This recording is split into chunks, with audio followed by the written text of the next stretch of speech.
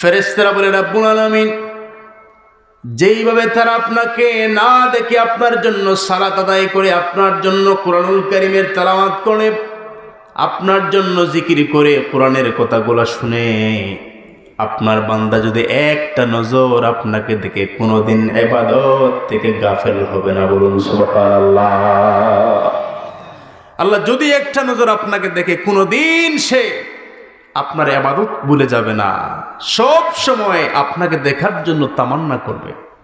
এখন আল্লাহ বললেন ঠিক আছে, তাহলে বলো আমি আল্লাহ বান্দার উপরে এখন খুশি না বেজার? আওয়াজ দেন, আল্লাহ খুশি না বেজার? আল্লাহ খুশি। তো স্বাভাবিক, মানুষ যখন মানুষের উপরে খুশি হয় তখন মানুষকে উপটৌকন, উপহার হাত দিয়ে প্রেরণ করে। কথা বলেন ঠিক না?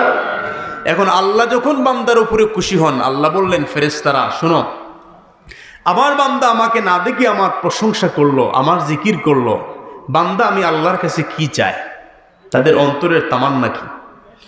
ফেরেশতারা বলে রব্বুল আলামিন ওই বান্দাগুলা যখন বাড়ির থেকে বের হয়েছে এই জান্নাতের বাগানের উদ্দেশ্যে জিকির করার জন্য, তাদের প্রত্যেকের অন্তরের মধ্যে একটা আশা, একটা তামান্নাও কি দিয়েছে, সেটা হলো ওই জান্নাতের বাগানে গিয়ে আল্লাহ পাকের জিকির করব, আল্লাহ পাকের শ্রেষ্ঠত্ব বয়ান করব, আর আল্লাহর জিকির করে করে আল্লাহ পাক সুন্দর করে যে জান্নাতকে সাজিয়েছেন ওই জান্নাতের মেহমান হব। আল্লাহ তারা বাড়ি থেকে বের হওয়ার পূর্বে তামান্না করেছে যে জান্নাতের বাগানে গিয়ে আল্লাহর জিকির করব, আল্লাহর প্রশংসা করব, আর আল্লাহর জাকের বান্দা হয়ে আল্লাহ মনোরম পরিবেশ করে যে সুন্দর জান্নাত তৈরি করেছেন ওই জান্নাতের বাসিন্দা হব। এখন ভাই, জান্নাতে যেতে হলে ইবাদতের প্রয়োজন আছে কিনা নাই বলেন? আছে। সেই জান্নাতটা কেমন? আজকে পৃথিবীর চাকচিক্য আর পৃথিবীর সৌন্দর্য দেখে মানুষ বিমোহিত, পৃথিবীর দিকে মানুষেরা দাবিত। কথা বলেন ঠিক না? না মনে করে যে পৃথিবীর সব, পৃথিবীর সফলতাই সব। আসলে পৃথিবীর সফলতা সব নয়।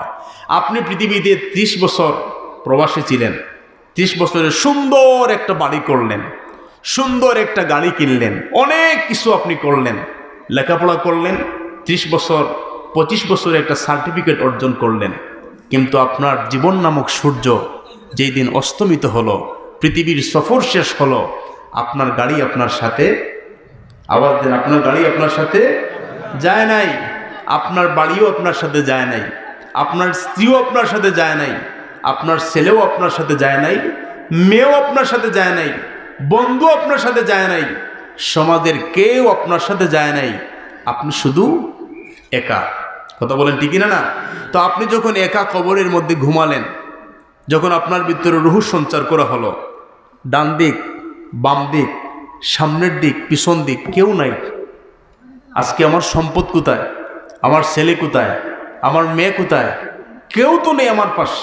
তখন আপনার অন্তরে যদি ঈমান থাকে, আপনি বলবেন সবাই চলে যাক, কোনো সমস্যা নাই, আমার জন্য তো 2 জন আছেন। কয়জন? আমি হলাম কার বান্দা? তাহলে আমার আল্লাহ আমার সাথে আছেন। আমি হলাম কার উম্মত? মুহাম্মাদুর রাসূলুল্লাহ সাল্লাল্লাহু আলাইহি ওয়াসাল্লাম। আমার সাথে তো আমার নবী আছেন। জোরে বলুন সুবহানাল্লাহ। এজন্য আপনার সাথে কোনো কিছু যাবে না, আপনার সাথে 2টা সম্পদ যাবে। একটা হচ্ছে আপনার ঈমান, আরেকটা হচ্ছে আপনার আমল। এগুলো আপনাকে ছেড়ে যাবে না।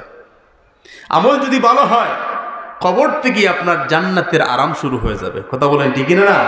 এখন সেই জান্নাতটা কিরকম হবে? নবী করিম সাল্লাল্লাহু আলাইহি ওয়াসাল্লাম বলেন, জান্নাতীরা জান্নাতে যাওয়ার পর সেন্সলেস হয়ে যাবে। যেমন এই পৃথিবীতে যদি একজন ধরেন অটোরিক্সার ড্রাইভার কিংবা ভ্যান চালক, দিনমজুর মানুষ, তার যদি 1 কোটি টাকা লটারি লেগে যায়, আল্লাহ না করুক, 1 কোটি টাকা যদি লটারি লেগে যায়, ওই ব্যক্তি কি আর পৃথিবীতে থাকবে? এই টাকা ব্যাংকে রাখবো না বাড়িতে রাখবো, কি করব? এই পেরেশানি করতে করতে বেটা শেষ। আর একজনের ছিল কোটি টাকার বিজনেস, হঠাৎ ব্যবসার মধ্যে নুকসান হয়ে হাতে আছে মাত্র 5 টাকা। হয় ব্রেন স্ট্রোক নতুবা হার্ট স্ট্রোক। কথা বলেন না? হয় ব্রেন স্ট্রোক নতুবা হার্ট স্ট্রোক করতে হবে। এজন্য রাসূল করিম সাল্লাল্লাহু আলাইহি ওয়াসাল্লাম বলেন, জান্নাতীরা জান্নাতে যাওয়ার পরে অজ্ঞান হয়ে যাবে জান্নাতের নিয়ামত রাজিগুলা দেখে। সাহাবায়ে কেরাম জিজ্ঞাসা করলেন, ইয়া রাসূলুল্লাহ, ইয়া হাবিবাল্লাহ, কেন তারা অজ্ঞান হবে, তার কারণ কি? আল্লাহর নবী বলেন, এই পৃথিবীর জমিনের মধ্যে অল্প সম্পদের জন্য কত কিছু করেছে বান্দা, কত হায়তাশ করেছে, কত পেরেশানি করেছে। আপনারা দেখেন 100 টাকার জন্য মানুষকে হত্যা করা হয়, এরকম রেকর্ড আছে কিনা নাই বলেন? 1000 টাকার জন্য মানুষের উপরে জুলুম করা হয়, 1 লক্ষ টাকার জন্য পৃথিবীর জমিনের মধ্যে মানুষকে হত্যা করা হয়েছে, এরকম নজির লক্ষ লক্ষ আছে, কথা বলেন ঠিক কিনা নাই? কিন্তু এই জান্নাতি যাওয়ার পরে জান্নাতি যখন জান্নাতের সহায় সম্পদগুলা দেখবে, নিয়ামতরা যেগুলা দেখবে, বারবার তার অন্তরের মধ্যে তামান্না আসবে আর চাহাত আসবে, রব্বুল আলামিন পৃথিবীতে যদি আর একটু ভালো কাজ করতাম জান্নাতের মধ্যে আরো উঁচু মর্যাদার অধিকারী হতাম, বলুন সুবহানাল্লাহ। আর ওই জান্নাতটা আল্লাহ পাক কেমন করে সাজিয়ে গুছিয়ে রেখেছেন। আল্লাহ পাক জান্নাতকে এত সুন্দর করে তিনি সৃষ্টি করেছেন, জান্নাতের একটা ইট যদি এক পাল্লার মধ্যে রাখা হয়, তামাম পৃথিবী যদি এক পাল্লার মধ্যে রাখা হয়, জান্নাতের ইটের ওজনটা ভারী হয়ে যাবে, বলুন সুবহানাল্লাহ। সেই জান্নাতে জান্নাতীরা কিরকম থাকবে? আল্লাহ পাকের মায়ার বান্দারা, যেমন আপনি পাখি খেতে পছন্দ করেন, সিলেট থেকে আপনি 20টা কোয়েল পাখি এনে আপনি শাশিকে দিয়ে বললেন, খুব ভালো করে কোয়েল পাখিগুলো রান্না করো, চুল টুল বেশি দিও না। এখন শাশি ভুলে জুল বেশি দিয়েছে, চাষার টেবিলের মধ্যে বসার পরে চাষিকে বললাম জুল কম দেওয়ার জন্য বেশি কেন দিলা? চাষি যুদ্ধ লাগিয়ে দেয়, কথা বলেন ঠিক কিনা না? কিন্তু আল্লাহর নবী বলেন জান্নাত এমন হবে না।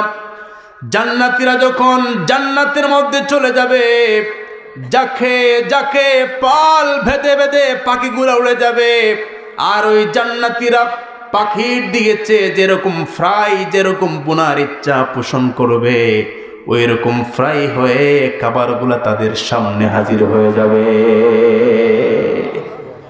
তাহলে এই পৃথিবীর চাকচিক্য একজন মুমিনকে প্রতারিত করতে পারে না। মুমিন শয়নে স্বপনে চলাফেরায় সব সময় জান্নাতের স্বপ্ন তাকে বিভোর করে রাখে, কথা বলেন ঠিক কিনা না? এবার আল্লাহ রাব্বুল আলামিন বলেন, ফেরেশতারা আমার বান্দা যে জান্নাতের চাহাত করলো, জান্নাতের তামান্না নিয়ে এই জিকিরের বাগানের মধ্যে আসলো, বান্দাকে জান্নাত দেখেছে, হাল রাউহা, হাল রাউহা, আমার বান্দা কি আমার সুন্দর জান্নাত দেখেছি? ফেরেশতারা বলে, লা ওয়াল্লাহি, আল্লাহ আপনার কসম করে বলি আপনার বান্দা আপনার সুন্দর জান্নাত দেখে নাই, জান্নাতের নিয়ামত রাজি দেখে নাই।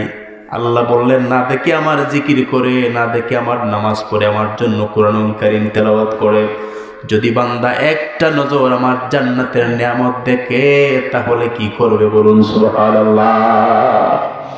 ফেরেশতারা বলে, রব্বুল আলামিন যদি তারা একটা নজর আপনার সুন্দর জান্নাতের নিয়ামত রাজিগুলো যদি এক নজর আপনার বান্দা দেখে, তাহলে ওই জান্নাতে যাওয়ার জন্য বান্দা মৃত্যুর পূর্বক্ষণ পর্যন্ত পাগল পারা হয়ে থাকবে, বলুন সুবহানাল্লাহ। আল্লাহ বলেন, কোন জিনিস থেকে ফানা চায়? বুঝলাম জান্নাত চায়, ফানা চায় কি থেকে? ফেরেশতারা বলে, আল্লাহ আপনি যে ভয়ানক করে যে জাহান্নাম তৈরি করেছেন, ওই জাহান্নামের ভয়াবহতা আপনার বান্দা এই ভয়াবহতা থেকে ফানা চায়। আল্লাহ বলেন, হাল রাউহা, জাহান্নাম কি দেখেছ? ফেরেশতা বলে, লা ওয়াল্লাহি, আল্লাহ জাহান্নাম দেখে নাই। আল্লাহ পাক বলেন, যদি জাহান্নাম একটা নজর বান্দা দেখে তাহলে কি করবে?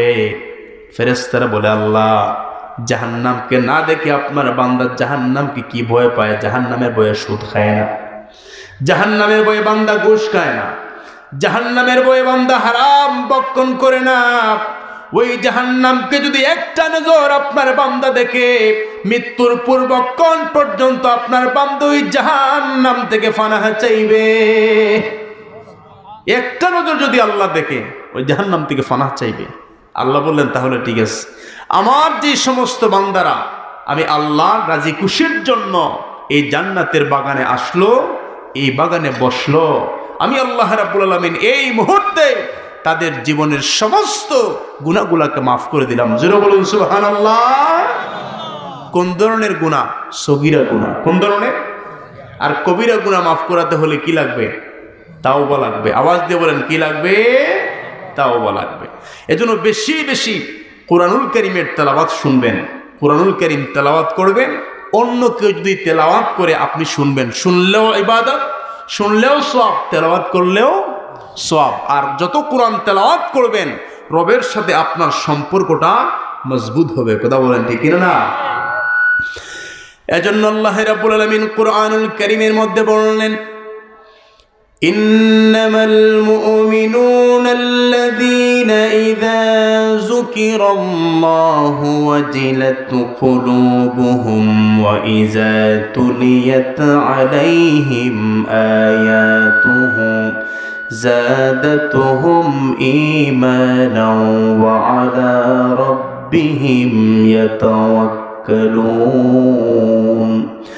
আল্লাহ রাব্বুল আলামিন বললেন, আমার মুমিন বান্দার উপমা হলো, আমার মুমিন বান্দার এক্সাম্পল হলো, আমার মুমিন বান্দা যখন আমি আল্লাহর জিকির যখন শুনি, আমি আল্লাহ পাকের স্মরণ যখন শুনে, যখন স্মরণ করে, তখন তার অন্তরটা ভীত হয়ে যায়, অন্তরের মধ্যে আমি আল্লাহর ভয় জাগ্রত হয়ে যায়।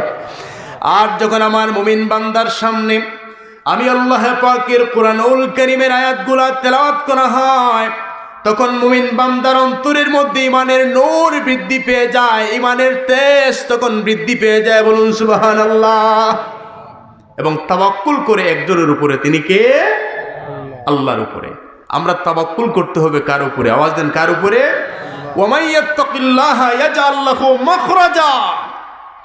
আপনি যদি আল্লাহর প্রতি আপনার তাওয়াক্কুলকে ইস্তেকামত করতে পারেন, আপনি নিজেও বুঝবেন না। আল্লাহ বলেন, কোন এক রাস্তা দিয়ে আমি আল্লাহ পাক ওই বান্দার রিজেকের জিম্মাদারি যদি আমাকে ভয় করে আমি বের করে দিব। জোরে বলুন সুবহানাল্লাহ। এজন্য নবীজি হাদিস শরীফের মধ্যে বললেন, ওই যে ছোট্ট ছোট্ট পাখি যেগুলো সকালবেলা কিচিরমিচির করে, কথা বলেন ঠিক না না, ওই পাখিগুলো কি কারো বাসায় গিয়ে চাকরি করতে পারে, কাজ করতে পারে না? আল্লাহ নবী বলেন, ওই ছোট্ট ছোট্ট পাখিগুলা প্রত্যুষে সকালবেলা তাদের আপন আপন বাসার থেকে আল্লাহ পাকের জিকির নিয়ে, আল্লাহর উপরে তাওয়াক্কুল নিয়ে ওই পাখিগুলা বের হয় রিজিকের অন্বেষণে। একটা ডাল থেকে আরেকটা ডালের মধ্যে তারা যাতায়াত করে। আল্লাহ বলেন, আমি হলাম এমন রব, সন্ধ্যা হওয়ার সঙ্গে সঙ্গে তাদের ক্ষুধার যন্ত্রণা নিবারণ করে দিয়ে আবার তাদেরকে আপন আপন বাসার মধ্যে ফিরিয়ে দেই। বলুন সুবহানাল্লাহ।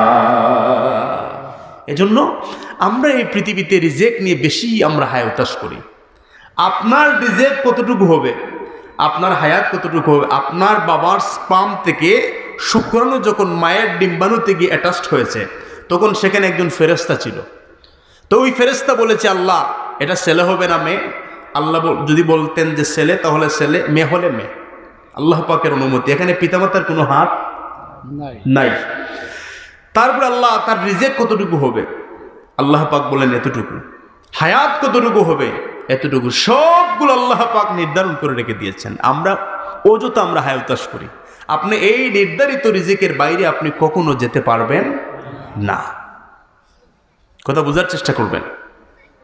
এবার যে আপনার রিজিকটা নির্ধারণ করে দিলেন আল্লাহ, এখন আল্লাহ তো চাইলে একসাথেও দিতে পারতেন। কথা বলেন ঠিক না? একসাথে দিতে পারতেন।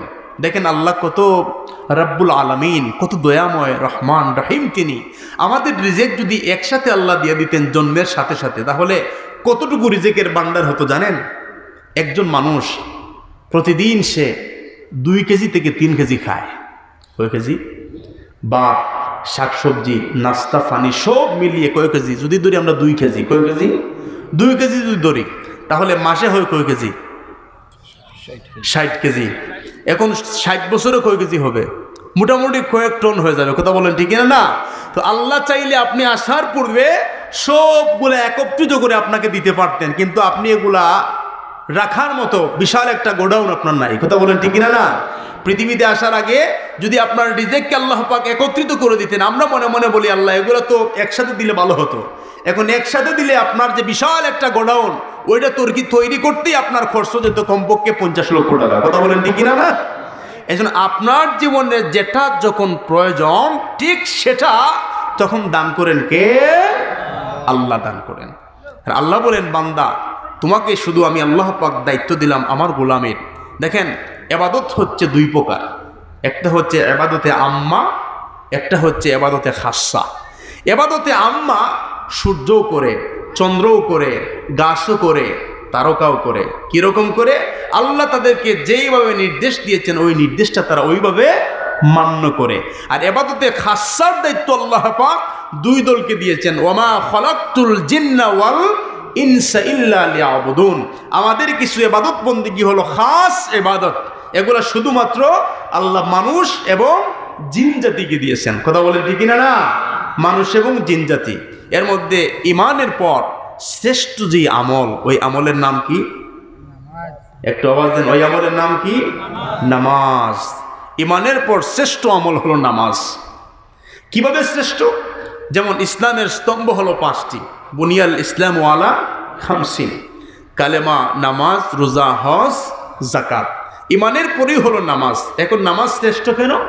নবীদের উপরে যখন রোজার বিধান আসে তখন নবীজি পৃথিবীতে থাকা অবস্থায় আল্লাহ পাক 1 মাস রোজার বিধান দিলেন। কথা বলেন ঠিক কিনা? না, ইয়া আইয়ুহাল্লাযীনা আমানু কুতিবা আলাইকুমুস সিয়ামু কামা কুতিবা আলাল্লাযীনা মিন ক্বাবলিকুম লাআল্লাকুম তাত্তাকুন। পৃথিবীতে থাকা অবস্থায় আবার আল্লাহ রাব্বুল আলামিন যাকাত ফরজ করলেন নবীজি পৃথিবীতে থাকা অবস্থায়, আকিমুস সালাহ ওয়া আতুজ যাকাত। আবার হজ ফরজ করলেন পৃথিবীতে থাকা অবস্থায়। হজ জীবনে কয়বার ফরজ? 1 বার। রোজা বছরে কয়বার ফরজ? 1 মাস। কয় মাস ফরজ? 1 মাস। যাকাত বছরে কয়বার ফরজ? 1 বার। কিন্তু নামাজ প্রতিদিন কয়বার ফরজ? 5 বার। এখন হজ আল্লাহ পাক দিলেন পৃথিবীতে থাকা অবস্থায়, ওয়া আতিম্মুল হজ্জ ওয়াল উমরাতা লিল্লাহ। কিন্তু নবীজিকে যখন নামাজ দিবেন আল্লাহ পাক এই ধুলির দোরা থেকে, দেখেন নামাজ কত স্পেশাল একটা ইবাদত, এই ধুলির দোরা থেকে আল্লাহ পাক তার হাবিবকে জিব্রাইলকে বললেন, জিব্রাইল জান্নাত থেকে স্পেশাল বুরাক নিয়ে আসো, 70,000 বুরাক আমার নবীর জন্য আমি রেখে দিলাম। ওই 70,000 বুরাকের মধ্যে যেই বুরাকটা সবচেয়ে স্পেশাল, ওই বুরাকটা আমার নবীর জন্য সিলেক্ট করো। জিব্রাইল দৌড় দিয়ে জান্নাতে চলে গেলেন। 70,000 বুরাক ভাই সিলেক্ট করা কি একটা বুরাক সহজ কথা? আওয়াজ দেন, সহজ কথা? কঠিন কথা। 70,000 বুরাকের মধ্যে প্রত্যেকটা বুরাক বলে জিব্রাইল আমাকে নেন, আরেকটা বুরাক বলে আমাকে নেন, আরেকটা বুরাক বলে আমাকে নেন। মানে আপনার পকেটে যদি চকলেট থাকে একটা, আর 10টা বাচ্চা যদি বলে আমাকে দেন, আমাকে দেন, আমাকে দেন, আপনি লাস্টে কি বলবেন? ধর, এটা ফকরির যাক, সিলেটি ভাষায়। কথা বলে ঠিক না? চকলেট একটা আমি 10 জনকে দিব কিভাবে? যাও, এটা ফকরির যাক। এখন নামাজ কি শাহানশাহী ভাবে পৃথিবীতে আসলো।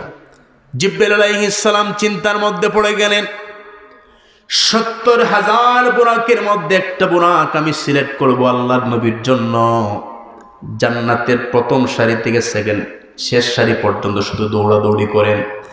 আর জান্নাতের বুরাকেরা ডেকে বলে, জিব্রাইল আমাকে নেন, আমি নবীর খেদমত করতে চাই। আরেকটা বুরাক ডেকে বলে, জিব্রাইল জান্নাতের সমস্ত বুরাকের চাইতে সবচেয়ে পাওয়ারফুল বুরাক হলাম আমি, আমাকে আপনি সিলেক্ট করেন। আরেকটা বুরাক বলে, আমি হলাম সবার চাইতে সেরা। এখন 70,000 বুরাক যদি বলে আমি সেরা, আমি দ্রুতগামী, কোন বুরাক রেখে কোন বুরাককে সিলেক্ট করা হবে? জিব্রাইল পরীক্ষার মধ্যে পড়ে গেলেন। জান্নাতের বুরাকের পিছনের সারিতে তাকালেন, দেখলেন জান্নাতের সমস্ত বুরাকগুলো হাস্যোজ্জ্বল, সবাই হাসে, কিন্তু একটা বুরাক মাথা নিচের দিকে দিয়ে জর্জর করে তার পানিগুলা জান্নাতের মধ্যে পড়ে যায়, চোখের পানিগুলা। জিব্রাইল দৌড় দিয়ে বুরাকের কাছে গিয়ে বললেন, বুরাক, এতক্ষণ আমি বিশাল একটা পরীক্ষার মধ্যে ছিলাম, এই মুহূর্তে আমি পাশ করলাম। ওই বুরাক কেঁদে কেঁদে বলে, জিব্রাইল আপনি কিরকম পাশ করলেন, তার কারণ কি? জিব্রাইল বলছেন, রে বুরাক, 70,000 বুরাকের মধ্যে আমি তোমার মধ্যে 2টা আদর্শ, 2টা গুণ লক্ষ্য করেছি, যেই 2টা গুণ আমার রাসূল খুব বেশি পছন্দ করতেন, আল্লাহ এই 2টা গুণ পছন্দ করেন। বিদায় ওই 2টা আদর্শ, 2টা চরিত্রের জন্য এই মুহূর্তে আমি 70,000 বুরাকের মধ্যে তোমাকে সিলেক্ট করে নিলাম। বলুন সুবহানাল্লাহ। ওই বুরাক কেঁদে কেঁদে বলে, জিব্রাইল আমার মধ্যে আপনি কি গুণ পেলেন, কি আদর্শ পেলেন? জিব্রাইল বলছে, বুরাক তোমার প্রথম নাম্বার গুণ হলো জান্নাতের প্রত্যেকটা বোরাক হাস্যোজ্জ্বল। সবাই বলে আমাকে নেন, আমি হলাম সবার চাইতে সেরা, আমি হলাম সবার চাইতে পাওয়ারফুল। সেখানে আমি যখন তোমার কাছে আসলাম, তুমি একটি বারের জন্য আমি সেরা বলো নাই, আমি বড় বলো নাই, আমি দ্রুতগ্রামী বলো নাই। তুমি মাথা নিচের দিকে দিয়ে অজর নয়নে তুমি জর্জর করে তোমার চোখের পানিগুলো বিসর্জন দিচ্ছ। একবারও তোমার বড়ত্ব তুমি স্বীকার করো নাই, অহংকার করো নাই। এই যে গুণ তুমি প্রদর্শন করেছ, আমার নবী 63 বছরের জীবনে আল্লাহর নবী একটা মিনিটের জন্য কোনোদিন নবী অহংকার করেন নাই। জোরে বলুন সুবহানাল্লাহ। আল কিবরিয়াউ রিদাই, আল্লাহ বললেন অহংকার হলো আমি আল্লাহর চাদর। অহংকার কি? আল্লাহর চাদর। মানে আল্লাহর চাদর বলতে কি, যেমন আপনাদের এলাকায় তো কবরস্থান আছে, কথা বলেন ঠিক না? এখন আমার মতো যদি লম্বা জুব্বা পড়ে চাদর পরে একজন হুজুর কবরস্থানের মধ্যে গিয়ে যদি জিয়ারত করেন, আর আপনাদের এলাকার ছোট ছোট বাচ্চারা যদি হুজুরের চাদরের কোনা ধরে শুধু টানে, ওই হুজুরকে ইজ্জত দেওয়া হয় না বেইজ্জত করা হয়? আওয়াজ দেন, ইজ্জত দেওয়া হয় না তামাশা করা হয়? তামাশা করা হয়। আল্লাহ বললেন আল কিবরিয়াউ রিদাই, অহংকার হচ্ছে আমি আল্লাহর চাদর। যারা অহংকার করে সেজন্য আমার চাদর নিয়ে টানা হেঁচড়া করলো। এবার জিবরাইল বলছেন বুরাকরে শোনো, আমার নবীজি বলেছেন মান তাওয়াদা লিল্লাহি রাফাহুল্লাহ, যেই মানুষটা পৃথিবীর জমিনের মধ্যে যত ছোট হয় আল্লাহ পাক তাকে তত বড় করে দেন। বলুন সুবহানাল্লাহ। এজন্য আমাদের সমাজের মধ্যে একটা কথা রয়েছে, নিজে যাকে বড় বলে সেই বড় নয়, লোকে যাকে বড় বলে সেই বড় হয়। তুমি বিনয়ী, এই গুণটা আমার রাসূলের ছিল। এজন্য এই বিনয়ের কারণে 70,000 বুরাকের মধ্যে তোমাকে পছন্দ করলাম। বলুন সুবহানাল্লাহ। এবার বুরাক বলছে আমার দ্বিতীয় নম্বরের গুণ কি? জিবরাইল বলছেন তোমার দ্বিতীয় নম্বরের গুণ হলো জান্নাতের সমস্ত বুরাকগুলো হাস্যোজ্জ্বল, সবাই হাসে, তুমি কেঁদেছ। হাসতে সবাই পারে কিন্তু কাঁদতে সবাই পারে। সবাই কিন্তু কাঁদতে পারে না আল্লাহর মহব্বতে, কাঁদতে পারে না রাসূলের মহব্বতে, কাঁদতে পারে না। হাসতে কিন্তু সবাই পারে। এই যে আপনারা পিছনে দেখেছেন বিশ্বকাপ ফুটবল, কথা বলেন ঠিক কিনা না? ব্রাজিল হারার পরে অনেক মুসলমান যুবক ভাইরা কেঁদেছে, কথা বলেন ঠিক কিনা না? ফেসবুকের মধ্যে লিখে দিয়েছে, যদিও গল্পটা ব্যর্থতায় ভরপুর ছিল, তারপর নেইমার তোমাকে ছাড়তে পারবো না। জুড়ে বলুন নাউজুবিল্লাহ। আবার যখন পর্তুগাল গোলকেস, তখন বলল ক্রিস্টিয়ানো রোনালদোর ছবি দিয়ে ফেসবুকের মধ্যে যে তোমাকে ছাড়া বাঁচতে পারবো না, হারলেও তুমি, জিতলেও তুমি আসো, তুমি থাকবে। যদিও এবার ব্যর্থ হয়েছ, আগামী বছর সফল হবে। জুড়ে বলুন নাউজুবিল্লাহ। কেঁদেছে। আবার আর্জেন্টিনা জয়লাভ করার কারণে তাবারুক বিতরণ করেছে, সিন্নি দিয়েছে, সেলিব্রেট করেছে, ঠান্ডা দিয়েছে। এরকম আছে কিনা? নাই। বাংলাদেশে হয়েছে। এখন এটা কেন হয়? যখন মানুষ নিজের অস্তিত্ব, নিজের পরিচয় ভুলে যায়, তখন এটা হয়। কিরকম হয় জানেন? আমরা ইমানদার মুসলমান, আমরা আমাদের কান্নার অর্থ জানি না, হাসার অর্থ জানি না। আমাদের হাসিটাও বড় দামি, আমাদের কান্নাটাও বড় দামি। আমি আমার হাসির দাম জানি না বিদায় আমি ইহুদি খ্রিস্টানদের জয়ে আমি হাসি। আমি আমার কান্নার দাম জানি না বিদায় ইহুদি এবং খ্রিস্টান গোল খেলে আমি কাঁদি। অথচ আমার হাসাটা কেমন? আমার হাসাটা হচ্ছে একটা ইবাদত। জুড়ে বলুন সুবহানাল্লাহ। আমি যদি আল্লাহর সন্তুষ্টির জন্য রাসূলের তরিকা মতো আমি হাসি, আমার হাসাটাও আল্লাহর দরবারে ইবাদত। আর আমার কান্নার দাম কত আপনি জানেন? আমার কান্নার দাম হলো তত, আপনি যদি এই পৃথিবীর সমস্ত নদী নালা খাল বিল সবগুলার পানিকে একত্রিত করে জাহান্নামের মধ্যে ফেলে দেন, জাহান্নামের আগুন মনে হয় নিভে যাবে? আরো বাড়বে। কথা বলেন ঠিক না? সাগর, মহাসাগর, উপসাগর, নদী নালা খাল বিল সমস্ত পানিকে একত্রিত করে জাহান্নামের মধ্যে ফেলে দিলাম, জাহান্নামের আগুন নিভবে না ভাই। কিন্তু আপনার চোখের মধ্যে আল্লাহ পাক যেই পানি দিয়েছেন, একজন ইমানদার যদি গভীর রজনীতে তাহাজ্জুদের নামাজ পড়ে আল্লাহ পাকের দরবারে যদি তার চোখের 2 ফোঁটা পানি সেরে আল্লাহর দরবারে কান্নাকাটি করে, ওই 2 ফোঁটা চোখের পানির বিনিময়ে ওই বান্দার জন্য আল্লাহর জাহান্নামের আগুন ঠান্ডা হয়ে যাবে। বলুন সুবহানাল্লাহ। আপনার চোখের পানি আপনার জন্য জাহান্নামের আগুনকে ঠান্ডা করতে পারে, পৃথিবীর পানি পারে না। এবার যখন জিবরাইল আলাইহিস সালাম ওই দুইটা গুণকে প্রাধান্য দিলেন, একটা হলো আল্লাহর নবীর মহব্বতে কান্না করা, একটা হলো সব সময় নিজেকে বিনয়ী রাখা। ওই দুইটা গুণকে প্রাধান্য দিয়ে বুরাক নিয়ে যখন আসবেন, আল্লাহ বলছেন 50,000 ফেরেশতা নিয়ে যাও আহলান সাহলান দেওয়ার জন্য। জোরে বলুন সুবহানাল্লাহ। নবী তো এমন, আজকে যদি সিলেটে যদি প্রধানমন্ত্রী আসেন, ওনাকে রিসিভ করার জন্য দলের অনেক মানুষ যাবে, কথা বলেন ঠিক কিনা না? আর আমার নবী কেমন, যাকে গাছপালা পাথর পর্যন্ত নবীকে ইস্তেকবাল জানায়। জোরে বলুন সুবহানাল্লাহ। হযরত আলী রাদিয়াল্লাহু তাআলা আনহু বলেন, তিরমিজি শরীফের হাদিস, কুনতু মা'আন নবী সাল্লাল্লাহু আলাইহি ওয়াসাল্লাম বিমাক্কাতা ফাখরাজনা ফি বাদি নওয়াহিহা ফামাস্তাকবালাহু জাবালুন ওয়ালা শাজারুন ইল্লা ওয়া হুয়া ইয়াকুলু আসসালামু আলাইকা ইয়া রাসূলুল্লাহ।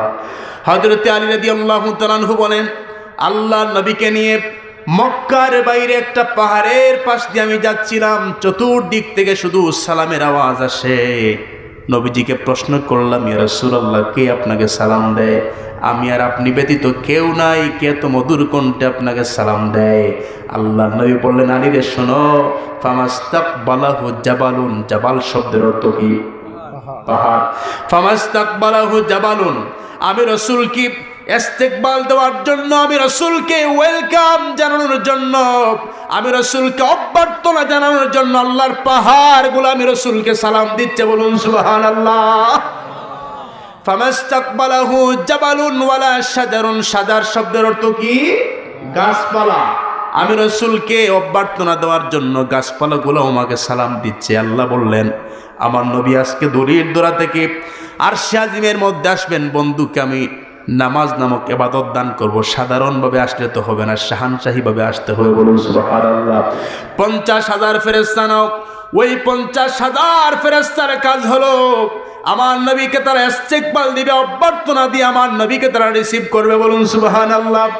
আমার নবীজি উম্মে হানির ঘরের মধ্যে ছিলেন, জিবরাইল আলাইহিস সালাম ঘরের ভিতরে প্রবেশ করলেন। নবীজি তন্দ্রাচ্ছন্ন হয়ে ঘুমের ঘরে। জিবরাইল বলছেন, রব্বুল আলামিন, প্রথমে একটা পরীক্ষার মধ্যে ছিলাম, কোন বুরাক রেখে কোনটাকে পছন্দ করব।